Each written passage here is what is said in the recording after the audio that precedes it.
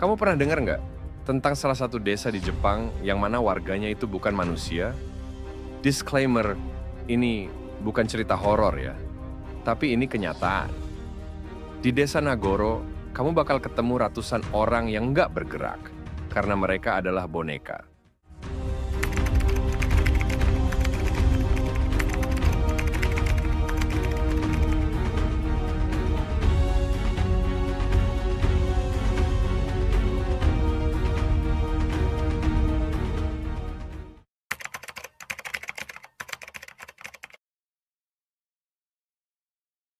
Desa Nagoro terletak di sebuah lembah tenang di prefektur Tokushima, Jepang. Dulu, desa kecil ini dipenuhi suara tawa anak-anak, obrolan petani, dan aktivitas sehari-hari khas pedesaan Jepang. Namun seiring waktu, perubahan zaman perlahan menggerus kehidupan di sana. Seperti banyak desa terpencil lainnya di Jepang, Nagoro menghadapi masalah besar, urbanisasi, dan penuaan penduduk. Anak-anak muda lebih memilih pindah ke kota untuk sekolah atau bekerja. Sementara yang tua satu persatu meninggal dunia. Akibatnya, desa ini mengalami penurunan populasi yang drastis.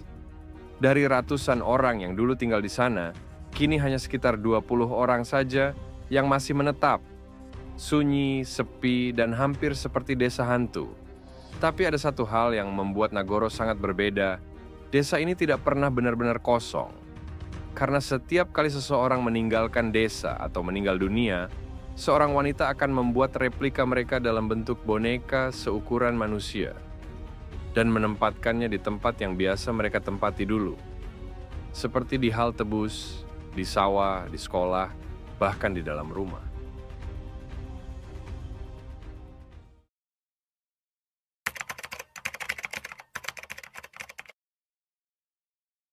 Semua ini bermula dari seorang wanita bernama Tsukimi Ayano. Setelah bertahun-tahun merantau, Ayano memutuskan untuk kembali ke desa masa kecilnya. Tapi saat ia pulang, pemandangan yang ia temui begitu berbeda dari yang ia ingat.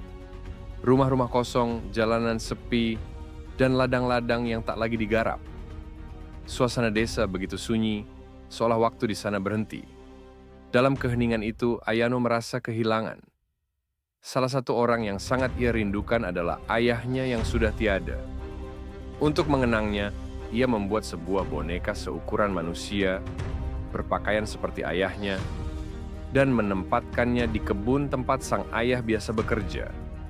Anehnya, kehadiran boneka itu membuatnya merasa sedikit lebih dekat. Dari situ, ia mulai membuat lebih banyak boneka, seperti teman masa kecil, tetangga, bahkan anak-anak sekolah. Ia menaruh mereka di tempat yang dulu mereka sukai, di halte bus, di ruang kelas kosong, di pinggir sungai, hingga di dalam rumah. Setiap boneka mewakili kenangan dan wajah yang pernah hidup di Nagoro. Kini, jumlah boneka di desa itu sudah lebih dari 300, jauh melebihi jumlah penduduk aslinya yang tersisa, yang hanya sekitar 20 orang. Dan anehnya, kehadiran boneka-boneka ini justru membuat desa Nagoro kembali hidup, meskipun dalam cara yang sangat unik dan tak biasa.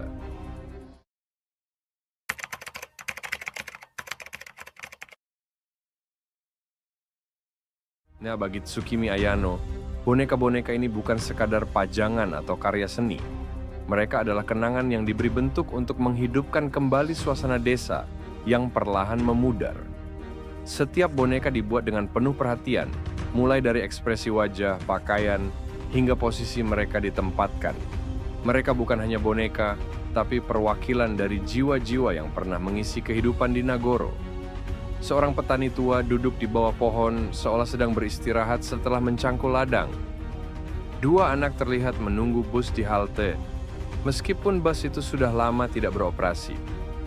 Bahkan ada kelas penuh murid dan guru, diam tapi terasa hidup. Tsukimi tahu nama-nama mereka.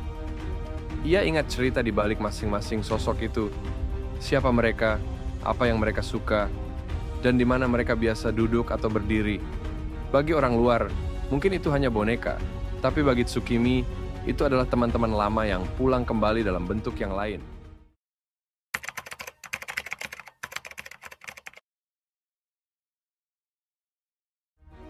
Nagoro kini tak lagi sekadar desa kecil yang terlupakan.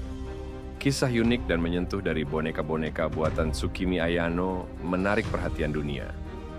Para wisatawan, fotografer, jurnalis, bahkan pembuat film dokumenter dari berbagai negara datang berkunjung, penasaran dengan desa yang dihidupkan kembali oleh ratusan sosok diam.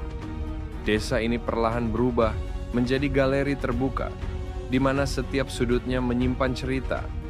Halte bus, sekolah, kebun, bahkan jalanan yang sepi, semuanya dihuni oleh boneka-boneka yang menatap hening, tapi seolah berbicara tentang masa lalu. Banyak pengunjung mengatakan, meskipun sunyi, Nagoro terasa hangat. Seperti sedang diajak bernostalgia oleh kenangan yang tak ingin pergi. Lebih dari sekadar tempat wisata, Nagoro menjadi simbol kesetiaan dan cinta mendalam terhadap kampung halaman.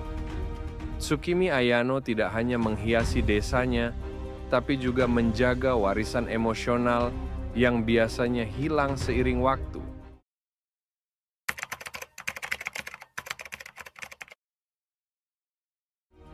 Desa ini memang sunyi, tapi di balik keheningannya tersimpan kisah yang dalam tentang waktu yang terus berjalan, tentang orang-orang yang pernah ada, dan tentang kehilangan yang perlahan mengisi ruang-ruang kosong.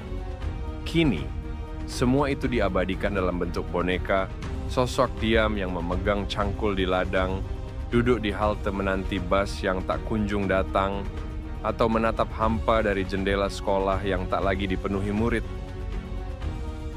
Kalau kamu diberi kesempatan untuk mengunjungi salah satu desa aneh di dunia, apakah kamu mau ke Nagoro?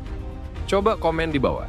Jangan lupa like, komen, dan subscribe buat konten menarik lainnya.